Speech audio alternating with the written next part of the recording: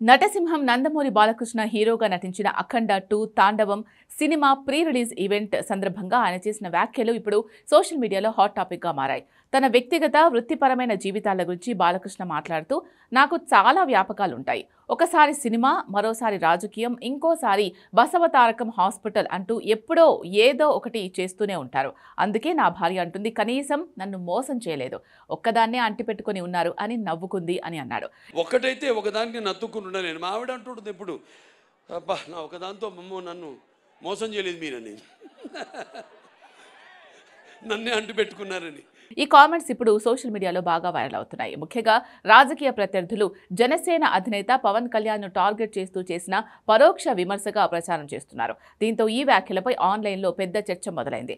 బాలకృష్ణ వ్యాఖ్యల వెనుక ఉద్దేశం ఏమై ఉంటుంది అనే దానిపై విభిన్న అభిప్రాయాలు వ్యక్తమవుతున్నాయి. బాలకృష్ణ ప్రసంగం మొత్తం చూస్తే ఆయన తన బిజీ లైఫ్ స్టైల్, నటుడిగా, రాజకీయ నాయకుడిగా, బసవతారకం క్యాన్సర్ ఆసుపత్రి చైర్మన్ గా తాను పోషిస్తున్న బాధ్యతలను సరదాగా వివరిస్తూనే తన నిబద్ధతను తెలియజేసే ప్రయత్నం చేసినట్టుగా కనిపిస్తోంది.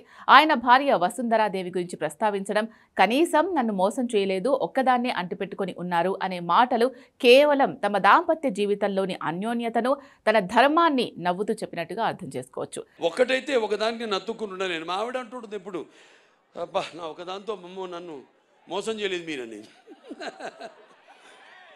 నన్నే అంటు పెట్టుకున్నారని. వ్యక్తిగత అంశాలను ప్రస్తావించినప్పుడు సాధారణంగా ఇలాంటి మాటలు వస్తూ ఉంటాయి. అయితే ఈ వ్యాఖ్యలు పవన్ కళ్యాణ్ ను ఉద్దేశించి చేసినవే అని కొందరు సోషల్ మీడియాలో బలంగా వాదిస్తున్నారు.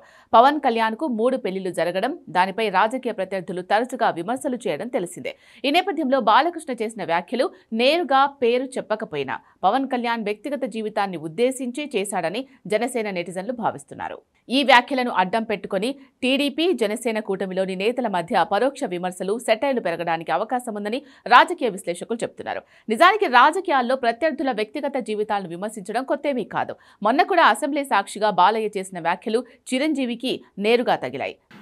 అప్పుడు అందరూ ఇండస్ట్రీ కలవడానికి వెళ్ళినప్పుడు సైకో గారిని చిరంజీవి గారు గట్టిగా అడిగితే అప్పుడు ఈయన వచ్చాడంది అబద్ధం. గట్టిగా ఎవడు అడగలేదు అక్కడ. అది మీరు అన్నారు ఇందాక,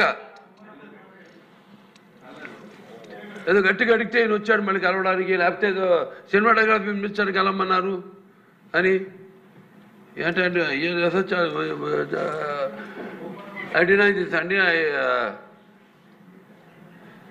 దాంతో ఆయన బయటకు వచ్చి వెంటనే బాలయ్యతో పాటు అందరికీ వివరణ ఇచ్చాడు. మొత్తంగా చూస్తే బాలకృష్ణ చేసిన వ్యాఖ్యలు పూర్తిగా వ్యక్తిగతమైనవి అయినప్పటికీ ఆయనకున్న రాజకీయ నేపథ్యం కారణంగా వాటికి రాజకీయ రంగు పులుముకుంది. ఒక సినీ రాజకీయ ప్రముఖుడు స్టేజ్ పై మాట్లాడే ప్రతి మాటను ఈ రోజుల్లో అటు రాజకీయ కోణంలోనూ, ఇటు వ్యక్తిగత జీవితాల కోణంలోనూ విశ్లేషిస్తున్నారు. ఈ వ్యాపకాలు, కామెంట్లు కూడా అదే విధంగా 2 పార్టీల అభిమానుల మధ్య, నెటిజన్ల మధ్య మాటల యుద్ధానికి, ట్రోలింగ్కు దారితీశాయి. బాలకృష్ణ ఉద్దేశం ఏదైనా ఈ అంశం సోషల్ మీడియాలో మరింత చర్చకు దారితీసే అవకాశం ఉంది. ముఖ్యంగా కూటమి మధ్య బాలయ్య కామెంట్స్ ఏమైనా చిచ్చు పెడతాయా అనేది కూడా ఆసక్తికరంగా మారింది.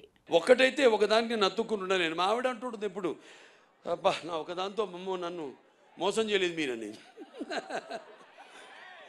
నన్నే అంటు పెట్టుకున్నారని.